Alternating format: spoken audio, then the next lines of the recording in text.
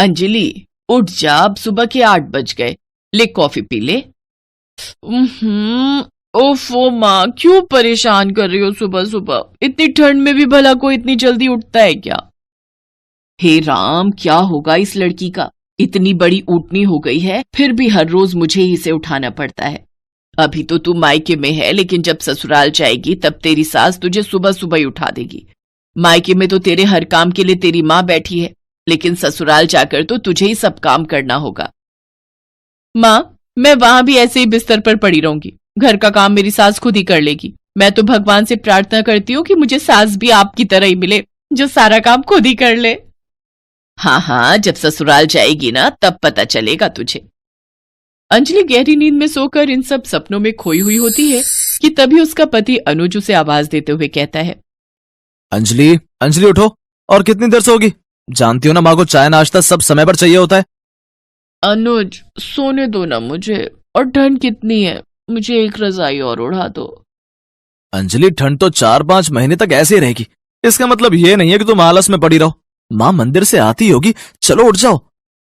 अंजलि तब भी नहीं उठती, लेकिन तभी उसकी सास राजेश्वरी की आवाज उसके कानों में पड़ती है और नई नवेली दुल्हन अंजलि झट से उठ खड़ी होती है और रसोई में जाकर चाय बनाने लगती है और कुछ ही देर में चाय बनाकर अपनी सास को देते हुए कहती है, ये लीजिए माँ जी, गर्मा गर्म चाय। इतनी देर कैसे लगा दी तूने चाय बनाने में? अब तक सो रही थी क्या? माँ जी, क्या करूं, ठंड ही इतनी पड़ रही है कि बिस्तर से उठने का मन ही नहीं करता। ठंड में काम जल्दी नहीं हो पाता। अपनी ये सब दिक्कतें मुझे मत बता, काम तो सारा अपने समय पर ही होगा, चाहे ठंड हो या गर्मी। मेरे घर के जो नियम है वो नहीं बदलेंगे। अब जल्दी से जाकर खाना बना, फिर साफ सफाई करके कपड़े रखे हैं उन्हें धो दे। जी माँ जी। नई बहू अंजलि जल्दी से खाना बनाती है, फिर साफ सफाई करके कपड़े धोने लग जाती है। बाप रे, ये तो बर्फ जितना ठंडा पानी है, मुझसे नहीं धुलते ये कपड़े, लेकिन क्या करूं, नहीं धोऊंगी तो माँ जी गुस्सा करेंगी। एक काम करती हूँ, जल्दी जल्दी धो देती हूँ। अंजलि जल्दी से सारे कपड़े ठंडे पानी से धो देती है। फिर वो अपने पति अनुज से कहती है, अनुज, मेरे लिए एक हीटर ले आओ। ये ठंड झेलना मेरे बस के तो बाहर है। आप प्लीज मेरे लिए एक हीटर ले आइए। वो क्या है ना, मुझे आदत नहीं है घर के कामकाज करने की।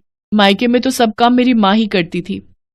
जानता हूँ अंजलि, ये तुम्हारी पहली सर्दी है, तुम चिंता मत करो, मैं कल ही तुम्हारे लिए हीटर लेते आऊंगा। तभी वहां राजेश्वरी आ जाती है। कोई जरूरत नहीं है बिजली का बिल बढ़ाने की। बहू तू लकड़ियां जला ले, हम भी तो हर साल उसी से काम चलाते हैं। अरे सर्दियां ही तो होती हैं जिसमें हम बिजली बचा सकते हैं। बेचारी अंजलि का जरा सा मुंह हो जाता है। तभी बाहर से सब्जी वाले की आवाज आती है, साग ले लो, गोभी ले लो। राजेश्वरी सब्जी लेने बाहर जाती है कि तभी पीछे पीछे अंजलि भी आ जाती है। माँ जी, सरसों का साग ले लीजिए, मक्के की रोटी के साथ खाने का बड़ा दिल कर रहा है। पता है, मेरी माँ तो सर्दियों में हर तीसरे दिन बनाया करती थी। हाँ हाँ, रुक जरा। ए सब्जी वाले, ये साग कैसे दिया? 50 रुपए किलो है माँ जी, ले लीजिए। इतना महंगा? ना बाबा ना। अच्छा, ये मूली के पत्ते, ये कैसे दिए? 10 रुपए किलो है माँ जी। अच्छा, एक काम कर, इसे ही तौल दे 1 किलो। ले बहू, इसे ही साग की तरह बना ले, ये भी तो बढ़िया बनता है और सेहत के लिए फायदेमंद होता है सो अलग। ऐसे ही कुछ दिन बीत जाते हैं। एक रोज अंजलि अपनी सास से, माँ जी, मेरे पास 2 ही स्वेटर हैं, एक को धोती हूँ तो दूसरा पहनती हूँ, मुझे 2 स्वेटर दिलवा दीजिए। बहू, 2 स्वेटर बहुत हैं, वैसे भी दिल्ली में सर्दी 2 महीने से ज्यादा पड़ती ही कहाँ है अब, और फिर भी तुझे चाहिए तो ले। ये ले ले, मेरी शॉल है, 6 साल हो गए इसे लिए, अभी भी क्या चमकती है देख तो, इसे रख ले। हद होती है कंजूसी की भी, ससुराल में मेरी पहली सर्दी है और ये मेरे साथ ऐसा कर रही है। अंजलि मायूस होकर अपने कमरे में चली जाती है। फिर ठंड में घर का सारा काम ठंडे पानी से करने पर आखिर में अंजलि को ठंड लग जाती है और वो बीमार पड़ जाती है। लेकिन बीमार होने के बावजूद भी वो घर का सारा काम अकेले ही करती है और फिर जब पानी सर से ऊपर चला जाता है तो रोते हुए अपनी माँ को सारी बात बताती है। शाम को अंजलि की माँ उसके ससुराल आती है। अनुज, बहन जी, ये सब क्या है? मैंने अपनी बेटी का हाथ इस घर में ये सोच कर दिया था कि आप लोग मेरी बेटी को बहुत खुश रखेंगे, लेकिन यहाँ तो एक एक चीज के लिए मेरी बेटी को तरसना पड़ रहा है। अरे उसकी ससुराल में पहली सर्दी है और उसमें इसके साथ ये सब जो हो रहा है वो अच्छा नहीं हो रहा। जिस लड़की ने पूरी सर्दियों में अपने मायके में एक काम तक नहीं किया, वो आज आप सब लोगों के सारे काम कर रही है, लेकिन फिर भी उसकी कोई सुनवाई नहीं है। ये सब मैं क्या सुन रहा हूँ माँ? आपकी कंजूसियों के चलते आज मेरी बीवी का क्या हाल हो गया है। अरे इतनी भी बचत करके क्या करना माँ?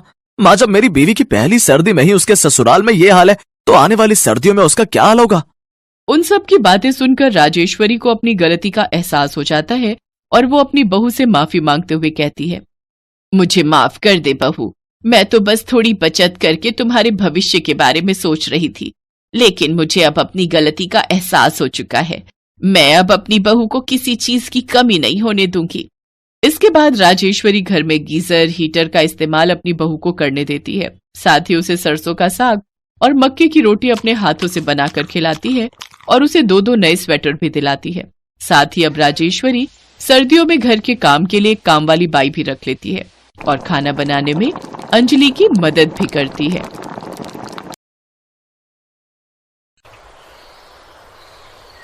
मालिक गैराज की धुलाई करती है। ठीक है, ये ले 20 रुपए। हर हफ्ते आकर गैराज की धुलाई कर जाया कर, ठीक है? मालिक 20 तो बहुत कम है। मुझे मुकेश बता रहा था आप उसे 50 रुपए देते थे। मालिक बहुत मिट्टी और धूल जम रही थी, बहुत समय लग गया धुलाई में। मुकेश कौन होता है बताने वाला? क्या करना है क्या नहीं है? करना है तो 30 रुपए में कर ले, वरना मैं कोई और ढूंढ लूंगा। सरिता के लिए वो 30 रुपए भी बहुत कीमती थे। एक गरीब विधवा औरत जो कि अपने पति के जाने के बाद अपनी 3 बेटियों को पाल रही है। सरिता झाड़ू पोछे के काम करके गुजारा करती है। सर्दियों की कड़कड़ाती ठंड में ठिठुरती हुई वो पूरा दिन काम करके शाम को घर लौटती है। वो जिस झुग्गी में अपनी बेटियों के साथ रहती थी वो किराए की थी और किराया था 300 रुपए। कुछ दिन पहले ही सरिता जिस घर में काम करती थी वो काम उसका छूट गया। इस कारण सरिता बहुत परेशान थी। मालकिन, कपड़े धुल गए हैं, मैं चलती हूँ। अरे रुक, ऊपर की छत की धुलाई तो तूने की ही नहीं, रोजाना बहाना बना देती है। कल धो दी थी मालकिन, साफ है छत। नहीं, मुझे कुछ नहीं सुनना, चुपचाप जाकर छत की धुलाई कर।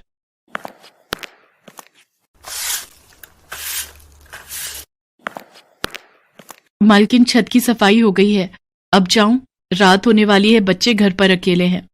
हाँ जा, पर कल सुबह टाइम पर आ जाना, मेहमानों ने आना है, बहुत काम होगा। आज तो बहुत देर हो गई, पता नहीं तीनों ने कुछ खाया भी होगा या नहीं। ब्रेड और एक दूध की थैली लेती जाती हूँ, बच्चे कुछ तो खा ही लेंगे। सरिता घर पहुंचती है। उसकी बड़ी बेटी निशा दरवाजे पर खड़ी थी। क्या हुआ निशा, दरवाजे पर क्यों खड़ी है? कितनी ठंड हो रही है? माँ, पूजा की तबीयत ठीक नहीं है, उसे बहुत तेज बुखार है। अरे पूजा, क्या हुआ बिटिया? माँ, बहुत ठंड लग रही है। हे भगवान, तेरा तो बदन तप रहा है। रुक, मैं तेरे लिए दवाई बनवा कर लाती हूँ। सरिता पड़ोस में बनी दवाई की दुकान पर जाती है और सारी परेशानी बताती है।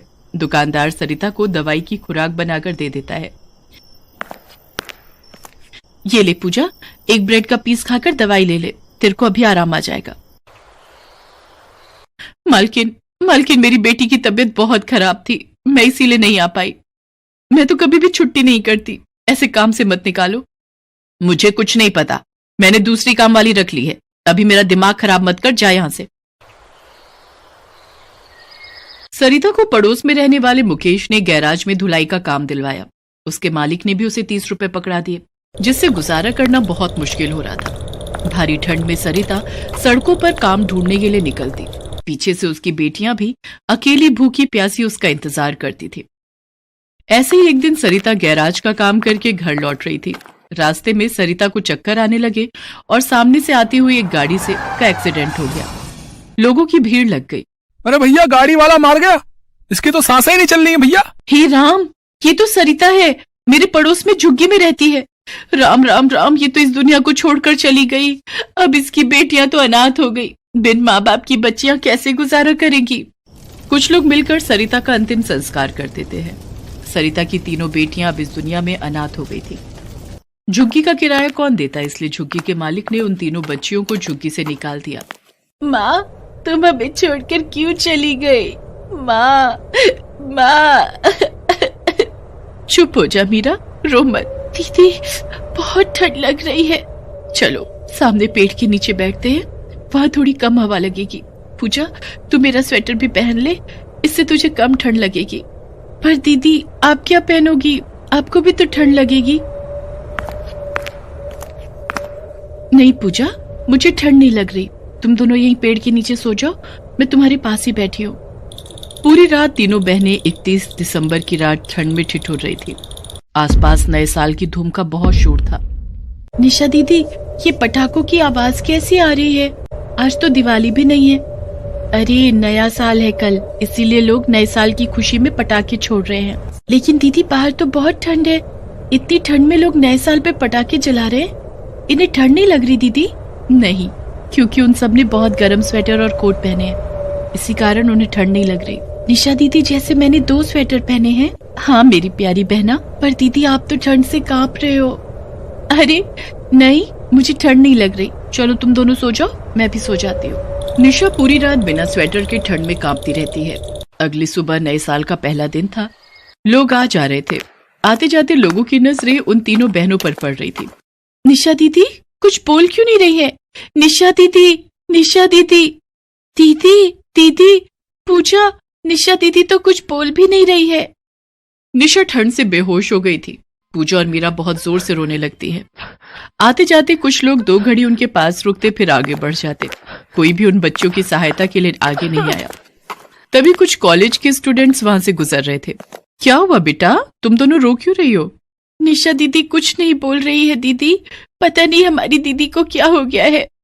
रोहित मेरा बैग पकड़ो, लगता है ठंड से बच्ची बेहोश हो गई है, हमें इस बच्ची को हॉस्पिटल लेकर जाना होगा। रोहित जल्दी से कैब बुक करो। सिया मेरे बैग में एक शॉल होगा, निकाल दे। ये लो तान्या। तान्या कैब आ गई है। तान्या नाम की वो लड़की अपनी शॉल से निशा को अच्छे से लपेट लेती है और वो सब तीनों बच्चियों को लेकर हॉस्पिटल पहुंचते हैं। डॉक्टर समय पर निशा का इलाज करते हैं और कुछ देर बाद निशा को होश आ जाता है। निशा अपने बारे में बताती है। तीनों बहनों की दुख भरी कहानी सुनकर तान्या और उसके फ्रेंड्स बहुत दुखी होते हैं। तुम लोग चिंता मत करो बच्चों, अब तुम्हें ठंड में यूं सड़कों पर भटकना नहीं पड़ेगा। तान्या के पापा की शहर के एक अनाथ आश्रम में जान पहचान थी। तीनों बच्चियों को अनाथ आश्रम में भेज दिया जाता है, जहां पर उनकी बहुत अच्छे से देखरेख होती है। तीनों बच्चियों की जिंदगी संवर जाती है। अब उन्हें वहां पर पढ़ने, लिखने, खेलने, कूदने को मिलेगा। गर्मी, सर्दी और बरसात के मौसम में सड़कों पर भटकना नहीं पड़ेगा। उन युवाओं की बदौलत आज सरिता की तीनों अनाथ बेटियों को एक परिवार मिल जाता है। अपने जैसे बहुत से बच्चे मिल जाते हैं जो वक्त और गरीबी के मारे हुए हैं, जो इस दुनिया में अनाथ हैं। निशा, पूजा और मीरा तीनों बहनें मिलकर अब उसी अनाथ आश्रम में सबके साथ रहने लगी।